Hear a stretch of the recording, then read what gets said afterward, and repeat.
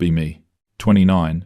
Adjunct professor in gender studies at a mid-tier university. PhD focused on deconstructing linguistic oppression in academic spaces. Published 3 papers on how language reinforces patriarchal structures. Run a mandatory first-year seminar called Critical Perspectives on Gender and Communication. Students call it woke boot camp behind my back. Don't care. They need to unlearn their biases. Spent years perfecting my syllabus. Every reading is about dismantling harmful narratives. Bell Hooks, Judith Butler, Sarah Ahmed, the whole canon. Assignments designed to challenge their comfortable worldviews. The first day of class, I hand out a style guide. 12 pages of diversity-approved language standards. No gendered pronouns unless explicitly requested. No masculine-coded words like strong or assertive without context. No ableist terms like crazy or insane. No violent metaphors like killing it or crushing it. Students look confused. One kid raises his hand, asks if this is satire. I say, this is how we create inclusive academic spaces. He doesn't ask again. The first essay assignment drops week 3. Prompt: analyze a personal experience through the lens of systemic oppression. Expect deep reflections on racism, sexism, homophobia. Get 24 submissions. Start grading. First essay, from a guy named Chris. Writes about growing up poor in rural Ohio. Father worked 2 jobs, mother cleaned houses. Describes feeling invisible in college surrounded by wealth. Well written, emotional, specific details. But he uses strong to describe his dad 4 times. Uses crazy twice to describe financial stress. Writes, my family was crippled by debt.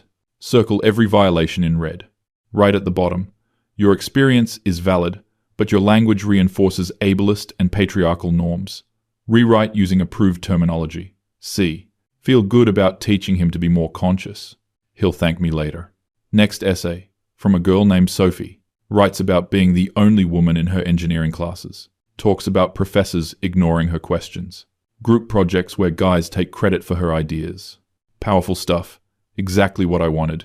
But she writes, I felt like I was going insane. Uses manpower instead of workforce. Describes wanting to kill her next presentation. Same treatment. Circle violations. Explain why each term is problematic. B+ with notes. Excellent analysis, but language matters. Rewrite the marked sections. She'll understand it's for her own good. Week 5. Office hours. Chris shows up, essay in hand. Sits down, looks tired, says, I don't understand what you want me to change. I explain patiently. Strong is masculine coded, implies women are weak by default. Crazy stigmatizes mental illness. Crippled is ableist, offensive to disabled communities. He stares at me. But my dad was strong. That's just true. And we were crazy stressed. That's how people talk. I sigh. Pull out the style guide. This isn't about how people talk. It's about how we should talk. Language shapes reality. If we use oppressive language, we reinforce oppressive systems. He's quiet for a long time. Finally says, so, I have to lie about my life to get a good grade? I feel my jaw tighten. It's not lying. It's being responsible with your words. He leaves without rewriting it. Next class. I dedicate 20 minutes to explaining why the rewrites matter. Words have power. They exclude people. They cause harm. When you say crazy, you're trivializing mental illness. When you say strong, you're reinforcing gender binaries. Most students nod along. Some look skeptical, but stay quiet. One girl, Emma, raises her hand. What if the person we're writing about actually used those words? Like, what if my grandma calls herself crazy? Do I have to change that too? I pause, feel the class watching. Yes, because even if she uses it, we're perpetuating harm by repeating it. Our job is to model better language. Emma looks like she wants to say more, but doesn't. Class ends in uncomfortable silence. Rewrite deadline passes. 18 students turn in revisions. 6 don't. Chris is one of them. Sophie rewrites hers, but I can tell she's annoyed. Replaces insane with overwhelmed. Replaces kill with excel at. Replaces manpower with workforce. Technically correct, but the emotion is gone. The essay feels flat now, sanitized. Still give her an A. She earned it by following the rules. Grade the holdouts. Chris gets a D. He wrote a note on the back. I can't rewrite my father's life in language that erases who he was. Feel a flash of anger. This isn't about his father. It's about being a responsible communicator. He's choosing his comfort over other people's safety. Selfish. Typical. Move on to the next essay. Week 7. Department meeting. Dean mentions student complaints. Some students feel the language requirements are too restrictive, affecting their ability to express personal experiences authentically. I speak up immediately. Authentic expression built on oppressive language isn't authentic. It's just unexamined privilege. These students need to be challenged. A few colleagues nod. 1. Professor Tom, an older guy in political science, looks uncomfortable. Says, I think we need to be careful about policing personal narratives, especially when students are writing about trauma or hardship. I cut him off. Trauma doesn't excuse harmful language. If anything, it's more important to model inclusive terminology in vulnerable moments. He doesn't push back. Meeting moves on. But complaints keep coming. Student writes about her brother's suicide, uses the phrase, he killed himself, and mental breakdown. I mark it. Consider died by suicide and mental health crisis instead. She comes to office hours crying. Those were his words, from his note. I can't change them. I try to be gentle. I understand this is painful, but we have to think about the broader impact. Someone reading this might be triggered by that language. She just stares at me, tears streaming. He's dead. Who cares about the words? I don't know what to say to that. She leaves. Doesn't turn in a rewrite. Another student, Jake, writes about his mum's cancer. Describes her as a fighter who battled the disease. I mark it up. Fighter and battle are violent metaphors that frame illness as war. Consider navigated or experienced instead. He emails me. My mom called herself a fighter. It gave her strength. Why would I erase that? I reply, language that glorifies violence, even metaphorically, contributes to a culture of aggression. Please revise. He doesn't respond. Takes the C. Midterm exam. Essay question. How can we use language to dismantle oppressive systems in our daily lives? Expect thoughtful responses about conscious word choice. Get a mix. Some students write exactly what I want to hear. Regurgitate my lectures about microaggressions and linguistic violence. Others write things like, language is just words. It's the actions that matter. Those get C's and D's. They're missing the entire point. One student, David, writes something that stops me. Language matters, but so does being able to tell your own story in your own words. My grandfather was a coal miner. He called the work brutal. He called himself tough. Those words meant something to him. If I write about him in approved language, I'm not honoring him. I'm erasing him. Maybe the real oppression is being told you can't speak your own truth. I stare at it for a long time. Want to give him an F. But something about it nags at me. Give him a C+ with a note. Interesting perspective, but fails to engage with the systemic harm of unchecked language. I don't really believe my own note. Push the feeling down. Week 10. Sophie comes to office hours again. She's been quiet in class lately. Sits down. Looks exhausted. I need to talk about something. I rewrote my essay like you asked, and I submitted it to a scholarship committee. They rejected it, said it felt impersonal and detached. I went back and read my original version, the one with all the violations. It was better. It was real. I'm not saying your rules are wrong, but I lost something when I changed it. I try to explain. Sometimes we have to sacrifice individual expression for collective good. She just looks at me. Who decided what the collective good is? I don't have a clean answer. She leaves. That night, scrolling through student avals from last semester, most are positive, really opened my eyes, made me think differently. But there are others. Felt like I couldn't write about my own life without being corrected. Spent more time checking the style guide than actually writing. My essay about my dad's death got marked up for language. She didn't even comment on the content. That last one hits weird. Tell myself they just don't understand yet. They will eventually. Week 12. Chris emails me. Subject line, dropping the class. I came to college to learn how to think, not to be told what words I'm allowed to use. My dad died last year. I wanted to write about him, about what he meant to me. But every time I tried, I got told I was using harmful language. He wasn't perfect, but he was strong. He did work that was brutal, And our situation was crazy. Those aren't bad words. They're true words. I can't rewrite him to make him fit your politics. I'm done. Feel anger first. Another student who can't handle being challenged. But then I go back and reread his original essay. Really read it this time. He wrote about his father's hands, cracked and scarred from factory work, about how his dad never complained, just kept showing up, about being 12 years old and watching his dad cry exactly once when the plant closed, about how his dad called himself just a working man, but Chris thought he was the strongest person alive. The word strong appears 4 times. I circled it every time, wrote masculine coded in the margin. Never wrote anything about the love in the essay. Never acknowledged what he was actually trying to say. Sit there for an hour just staring at the screen. Think about every essay I've graded this semester. The girl who wrote about her brother's suicide. The guy who wrote about his mom's cancer. Sophie's essay about being dismissed in engineering classes. All of them got marked up for language. How many of them did I actually engage with on content? How much did I care about what they were saying versus how they were saying it? Feel something uncomfortable rising in my chest. Next class. I try to explain myself better. I know the rewrites feel restrictive, but we're building a better world. Language is the first step toward real change. Emma raises her hand. But what if the language we're replacing actually meant something to the people who used it? Like, my grandma is 80, she's Mexican, she calls herself crazy all the time. It's not ableist when she says it, it's just her. If I write about her and change her words, I'm not respecting her, I'm correcting her. I start to respond, but another student jumps in. Yeah, my uncle is disabled. He calls himself crippled. He says it's his word. He gets to use it. Who am I to tell him he's wrong? Feel the class shifting. They're not hostile, just genuinely confused. I try to regain control. Individual choices don't negate systemic harm. We're not policing people, we're creating standards. But even as I say it, it sounds hollow. That weekend, I attend a conference on inclusive pedagogy, panel discussion on language and liberation in the classroom.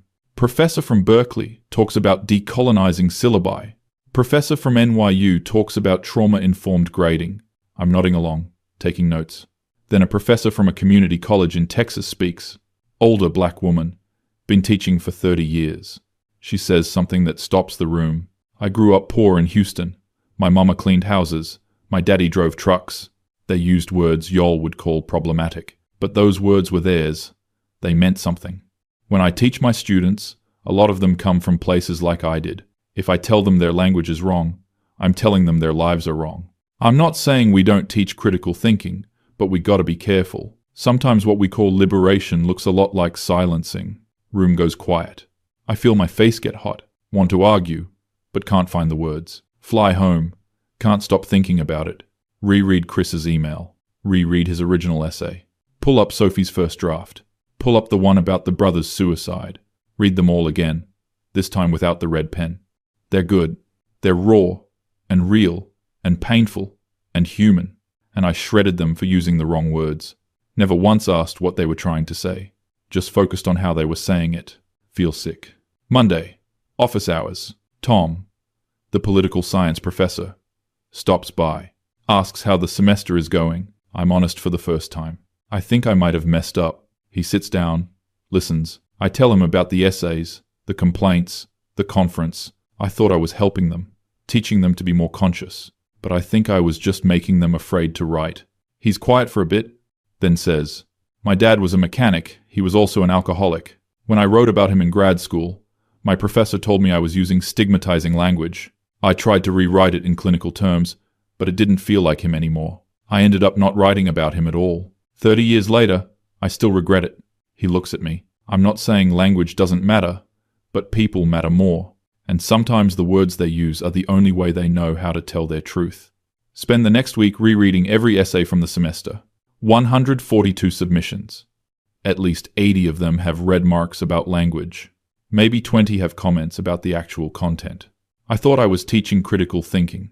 Really, I was just teaching fear. Fear of saying the wrong thing, using the wrong word, offending the wrong person. How many stories did I silence in the name of inclusion? Draft an email to the class. Delete it. Draft another. Delete it. Finally, just write. I've been reflecting on the rewrite policy this semester. I want to acknowledge that I may have been too rigid. Language matters, but so does your ability to tell your own story authentically. For the final essay, write in whatever language feels true to you. I'll grade on content, structure, and depth of analysis, not on whether you followed the style guide. Hover over, send for 10 minutes. Finally hit it. Responses come in immediately. Sophie: thank you. This means a lot. Emma: can I resubmit my earlier essay in my own words? Jake: does this mean I can call my mom a fighter again?